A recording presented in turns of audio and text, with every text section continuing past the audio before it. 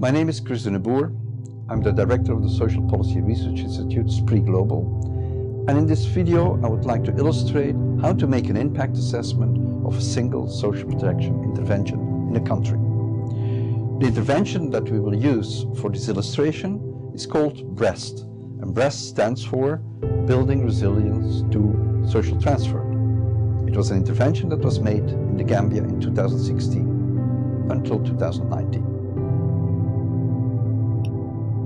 The full name of the BReST project is Building Resilience for Nutritional Security in the Gambia through Social Transfers. It gives immediately the objectives of the social protection program and one of the instruments. The objectives are building resilience and improving the nutritional status of lactating women and babies younger than 2. And the instrument that would be used were social cash transfers. Cash transfers, however, were not the only element that was used. It was an important element in the sense that every woman in the program got $600 every month, and it led to more household income, so that households could buy, especially the women, could buy more food and also better food, more diversified food that is needed by the children. There was also a second element. At the payday of the cash transfer, women would come to the regional center and 2 activities would happen. There would be clinics where children would be checked on signs for malnutrition and diseases and would be treated if necessary. And there was also education, training, helping women to understand how to feed children better, and especially paying attention to the diversity in the diet of the children. As all big projects, the BReST project, or social protection intervention, was based on a theory of change. It had the inputs, as we just said, cash transfer, clinics, and training. The short-term outcomes in terms of increased women control over the income, increased household income, increased use of the health and nutritional facilities, and improved the women's knowledge about child feeding. On the medium and long term, it got women more empowered in the household. It should have women more engaged in income-generating activities.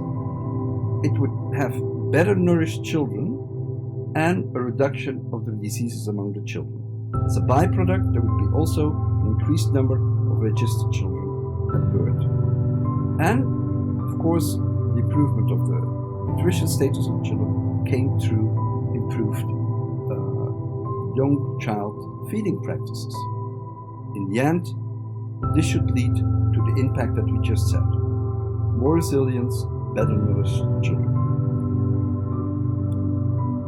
For the research, we used a mixed method approach, meaning that we used qualitative methods and quantitative methods. In the qualitative methods, we used desk review, 27 interviews with key informants, and 40 focus group discussions with beneficiaries, the control group, and the spouses of the beneficiaries as well.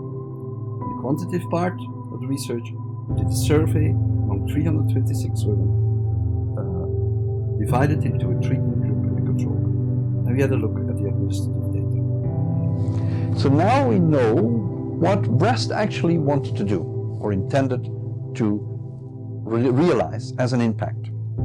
We also know what type of data we collected in order to make the assessment. Actually, these data were collected to make a full evaluation of the social protection intervention. It's not what we're going to do now. We're going to concentrate on trying to estimate the impact it had for the beneficiaries in the Gambia. Now, if we want to have a look at the impact, we're going to look at a series of indicators that would indicate us whether the project was successful or not. The first indicator is children's nutritional status. And what you can see that in all the regions, these are the different colors in the graph, the percentage of malnourished children are going down, and in some cases it's going down very severely, from 12% to 2%, which is a great success. If we look at severe acute malnutrition, meaning children that are really in trouble when it comes to their nutritional status, there as well we see a decline from about 2%, 1-2% in most regions to almost zero during a very short period, 18 months. If we look at the health and nutrition of women and children in the BReST project, we see that the results for the treatment group is much better than the results for the non-treatment group. And that's true for the nutritional status in all the regions research on. More importantly, what you see here are the percentages of the minimum dietary diversity given to the children. Among the treatment group, it's as high as almost 60%, while in the average for the population was about 34%. So a big success in terms of better nutritional diversity. There was an important but in our results, in our findings. We did research after the beneficiaries ended, because the benefits were stopped at a certain point. And what the women and the mothers told us is that especially the diversity of the diet disappeared the moment the cash was stopped. So despite the fact that they were educated well, that they were trained, they couldn't offer the children the diversity in the diet that was required, especially proteins, because there was simply no money or not enough money in the household, which is an important result in the assessment. If we compare the control group and the treatment group on a couple of indicators like breastfeeding, then we see that in the treatment group, almost more than 90% of the women were feeding their children by breast, but more than in the control group and a lot more than in the population. If you look at where the birth took place, then in the treatment group, the birth took place a lot more in all the regions, a lot more in the health facilities than among the control group.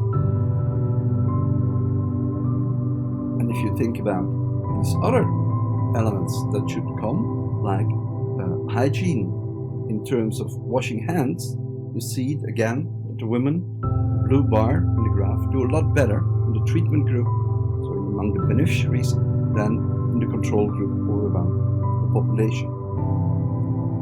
That is not true for the use of adequate water treatment if it is necessary.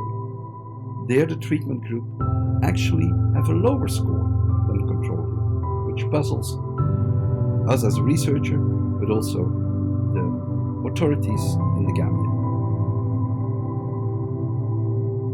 Remember that an important effect of the project should be that women engage more in income generating activity. Then you can see that this is happening.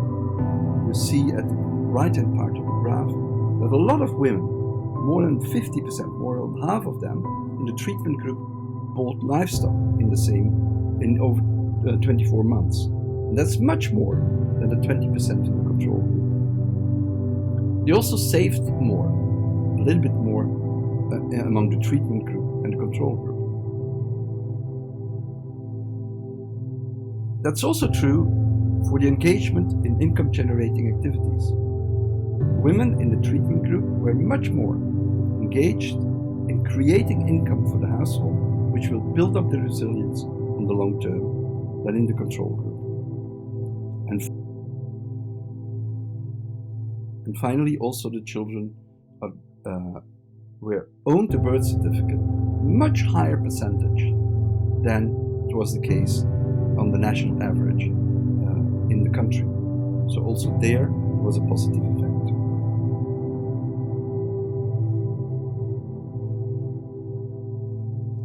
In this video, we illustrated how to make an impact assessment of a single social protection intervention in one particular country.